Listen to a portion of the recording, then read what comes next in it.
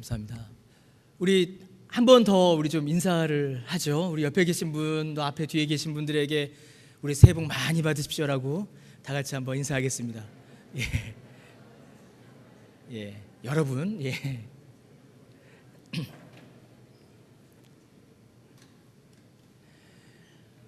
예, 새해에 또 올 한 해에도 우리 주님께서 하나님께서 주시는 은혜와 복이 여러분 가정과 또 여러분 개개인 신앙에 우리의 삶에 가득 충만하시기를 축원합니다.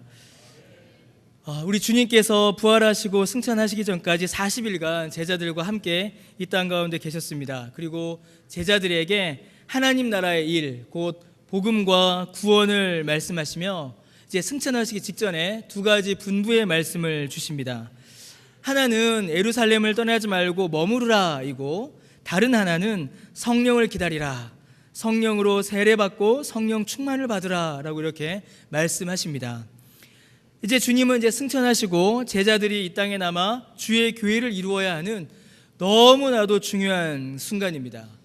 교회가 시작되는 순간이고, 주님이 승천하시며 하나님 나라가 이제 복음 증거가, 복음 역사가 시작되는 너무나도 중요한 때이죠. 그때 주님께서 성령 받으라 라고 말씀하십니다. 이 말씀은 우리가 쉽게 이해할 수 있어요. 성령의 능력으로 교회가 이루어지기 때문입니다. 그런데 주님께서는 성령을 받으라 라는 말씀만이 아니라 예루살렘을 떠나지 말라, 예루살렘에 머무르라 라는 말씀도 함께 제자들에게 주십니다. 마치 예루살렘에 머물러야만 성령을 받을 수 있을 것처럼 그렇게 말씀을 하십니다. 주님께서 예루살렘을 떠나지 말라, 예루살렘에 머무르라 라고 말씀하신 그 이유가 무엇일까요? 참 너무나도 중요한 말씀입니다. 성도 여러분, 예루살렘은 이스라엘의 수도이죠. 이스라엘 수도로서 다윗의 성이라고 불려졌습니다. 그러니까 왕의 성이에요. 그리고 하나님께 제사 드리는 성전이 있는 도시입니다. 그래서 예루살렘은 왕의 성이요 거룩한 하나님의 도시, 성전의 도시였습니다. 영광과 거룩이 함께 있는 그런 도시였지요. 그러나 그 당시 예수님께서 이 말씀을 하시는 그 당시에 예루살렘의 형편은 전혀 영광스럽지도 않고 거룩하지도 않았습니다. 먼저는 이스라엘 왕정이 붕괴되었죠. 더 이상 예루살렘에는 다윗 계보, 다윗의 혈통을 잇는 왕이 살지 않았습니다. 물론 로마가 세운 왕이 있었지만 괴뢰 정부라고 하죠. 그냥 세운 왕입니다. 그들의 조상 때부터 이스라엘을 다스렸던 그들의 왕, 하나님께서 세우시고 언약을 주셨던 그 다윗의 혈통을 잇는 왕은 더 이상 예루살렘에 존재하지 않았습니다. 성전 역시도 마찬가지죠.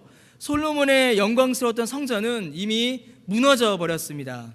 그리고 그 안에 있던 귀하고 소중한 성전 기물들 역시 이방에 빼앗겨 버렸죠.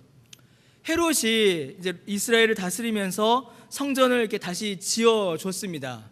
너무나도 화려하고 아름답게 성전을 지어줬어요. 그러나 화려한 그 성전과는 달리 이스라엘 백성들의 영적 수준은 땅에 떨어져 있었습니다. 성전은 번듯하게 화려하게 지어져 있었지만 이스라엘 백성들의 영적 수준, 그들의 신앙은 아주 바닥이었습니다. 성전에서 바르게 제사가 행해지지 않았어요. 하나님의 말씀과 율법이 전해지지 않았습니다. 그저 형식에 불과한 의식들, 그리고 율법주의가 판을 쳤죠. 그래서 성전은 그저 타락한 종교 기관으로서만 남아있을 뿐이었습니다. 왕의 영광도 사라져버렸고 성전의 거룩도 땅에 떨어져 버린 그런 도시가 예루살렘이었습니다. 무엇보다 이 제자들에게 있어서 이 예루살렘은 아주 고통스러운 땅이었습니다. 공포와 두려움, 패배와 실패의 땅이 바로 이 예루살렘이었습니다. 예수님께서 예루살렘에서 잡히시고 십자가에서 죽으셨죠. 예수님께서 죽으시고 제자들은 뿔뿔이 흩어졌습니다. 예수님을 따르는 자들을 향한 가혹한 박해가 이어졌습니다. 특히나 수제자라고 인정받던 베드로는 예수님이 잡히시던 밤에 3번이나 예수님을 부인했지요. 이는 베드로 개인만의 문제가 아닙니다. 베드로를 통해서 제자들 전체의 영적 분위기가 어떠했는지를 우리에게 보여주고 있는 겁니다. 수제자인 베드로가 예수님을 3번 부인할 정도면 다른 제자들은 어땠을까? 다른 제자들의 형편은 생각 하나만 하다. 그것을 우리에게 보여주고 있는 것이지요. 어떤 신학자는 예루살렘은 피비린내 나는 도시였다. 제자들에게는 더욱 그러했다라고 설명하기도 합니다. 이런 도시가 예루살렘이었습니다.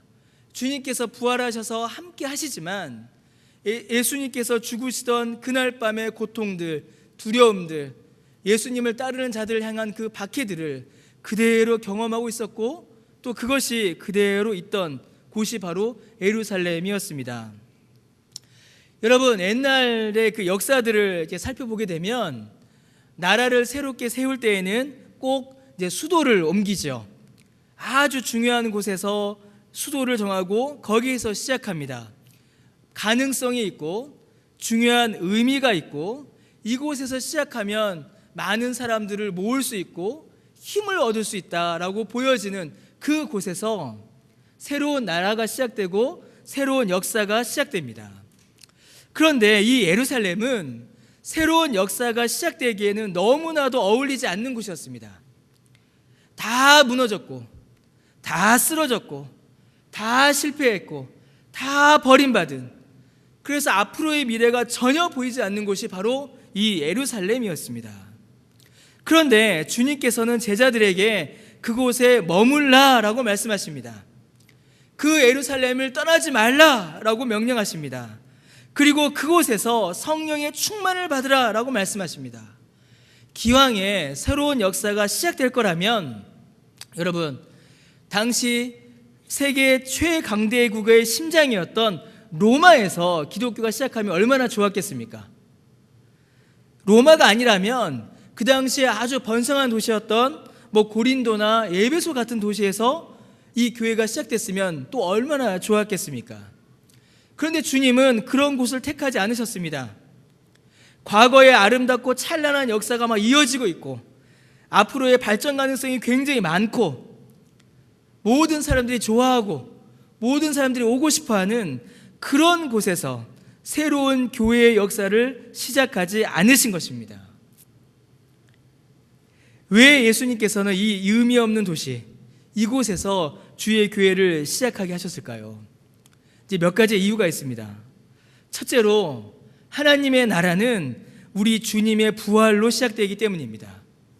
우리 주님이 부활하신 그때부터 이미 하나님의 나라는 이 땅 가운데서 시작되고 있었습니다. 여러분, 세상 나라는 사람의 지혜와 사람의 계산과 사람의 계획으로 시작됩니다. 그러나 주님의 나라는 우리 주님의 부활로부터 시작됩니다.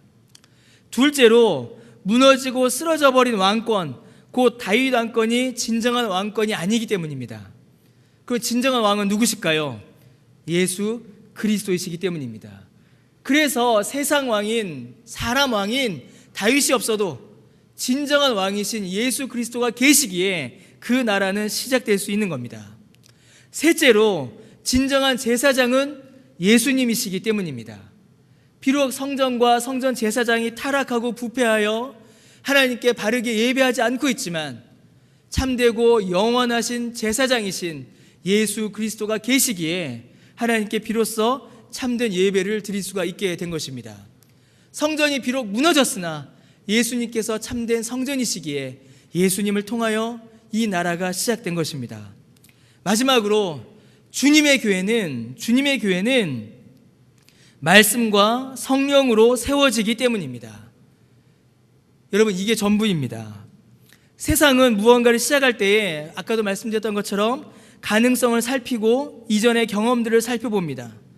과연 여기에 투자하면, 과연 여기에서부터 시작하면 어떤 성과를 낼 수 있을까? 과거에 성공한 사례들이 무엇이 있을까? 성공의 가능성들이 무엇일까? 어떤 사람들은 어떻게 성공했을까? 어떤 사람들은 무엇으로 성공했을까? 그것을 먼저 계산하고 따져서 일을 시작하려고 하고 그것으로 일을 만들려고 합니다. 그러나 주님의 나라와 주님의 교회는 그런 것들로 세워지는 것이 아닙니다. 시작부터가 달랐죠. 주님의 부활로부터 교회가 시작됐습니다. 그러면 이 교회를 세우는 것 역시도 주님의 방법으로 교회가 세워집니다. 주님의 교회는 오직 주의 말씀과 성령의 역사로 세워지는 것입니다. 이거 외에 주의 교회를 세우고, 이거 외에 주의 교회를 일으키며, 이거 외에 주의 교회를 튼튼하게 할 수 있는 것이 없습니다. 그래서 우리 주님께서는 제자들에게 주의 말씀을 주셨고 제자들에게 성령을 부어주신 것입니다. 말씀을 받고 성령을 받은 제자들이 어떻게 됐을까요? 그 뒤부터가 바로 사도행전의 역사가 시작되는 것입니다. 도망갔던, 숨어 있었던, 예수님을 부인하였던 제자들이 다시 모여들기 시작했습니다. 그리고 모여서 뭐 했습니까? 기도했습니다.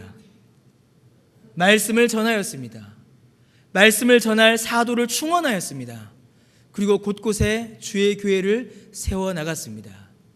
아무 가능성도 안 보였던 절망과 실패와 낙심밖에는 보이지 않던 그 예루살렘에서 말씀과 성령으로 주님의 교회가 새롭게 시작되었고, 그곳에서부터 지금까지 주님의 교회가 이어져 온 것입니다. 사랑하는 성도 여러분, 사도행전은 위대한 교회의 역사가 시작되는 지점입니다. 그러나 그 시작점은 그렇게 위대하지 않아요. 오늘 본 그대로입니다. 그런데 우리 주님의 시작부터 그렇게 화려하지 않았습니다. 우리 주님은 가장 초라한 베들레헴 말 구유에서 나셨습니다. 그럼 자라실 때는요, 저 지방 변두리 아주 가장 가난한 곳인 나사렛에서 예수님께서는 자라셨습니다. 처음부터 세상이 볼 때에 흠모할 만한 것이 전혀 없었습니다. 주님의 교회도 마찬가지입니다. 사랑하는 성도 여러분, 주님의 부활과 성령의 임재와 하나님의 말씀이 이 교회의 역사를 시작합니다. 그것이 바로 주의 교회의 시작입니다. 바로 그 실패의 자리에서, 바로 그 낙심과 절망의 자리에서 주의 말씀과 성령 충만함으로, 기도로 주의 교회가 다시 일어나는 겁니다. 주님을 붙잡고 의지함으로 주께서는 시작하게 하십니다. 사랑하는 성도 여러분, 교회가 바로 그것입니다. 교회가 바로 그렇습니다. 여러분, 무엇을 붙들고 무엇을 기념하고 무엇을 기대하며 우리 강변교회를 바라보시고 강변교회의 새해를 시작하시겠습니까? 여러분의 가정의 새해를 어떻게 시작하시며 또 여러분 개개인의 새해를 어떻게 시작하시겠습니까? 여러분, 우리는 시작점에 있습니다. 저 역시도 시작점입니다. 저 역시도 새로운 시작입니다. 저 개인적으로는 제 사역의 두 번째, 정말 전혀 새로운 시작을 맞이하고 있습니다.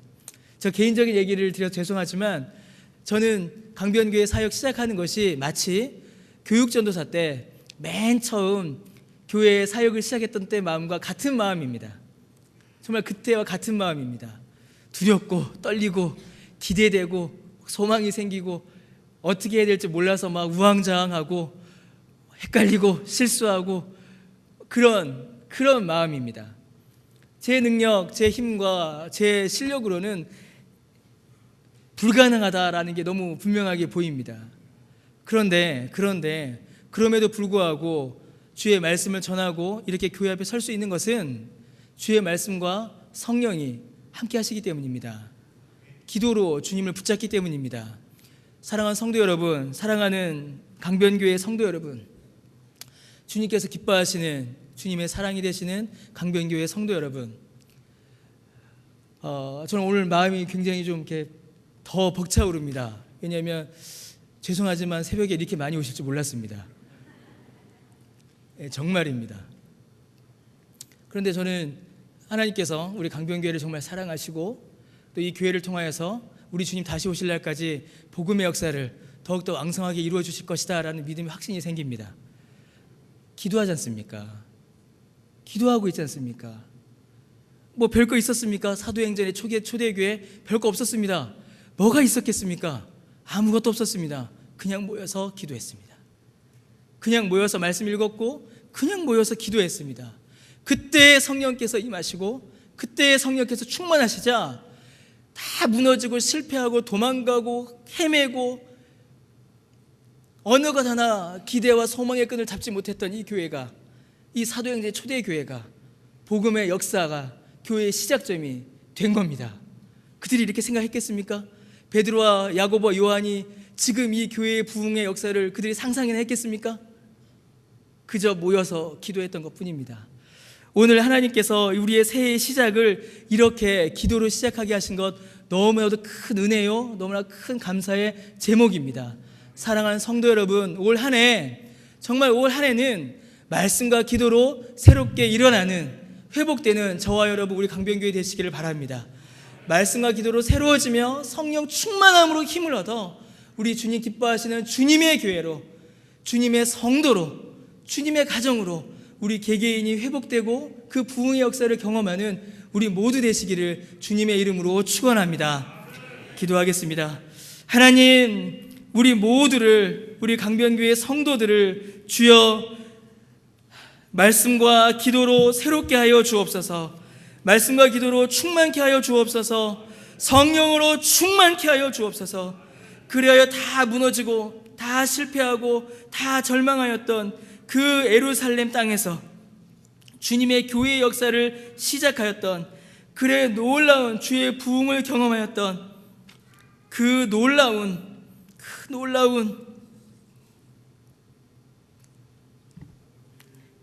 부흥의 역사를, 그 놀라운 주님의 교회의 역사를 오늘 이 강변교회 안에 허락하여 주옵소서. 감사드리며 예수님의 이름으로 기도드립니다. 아멘.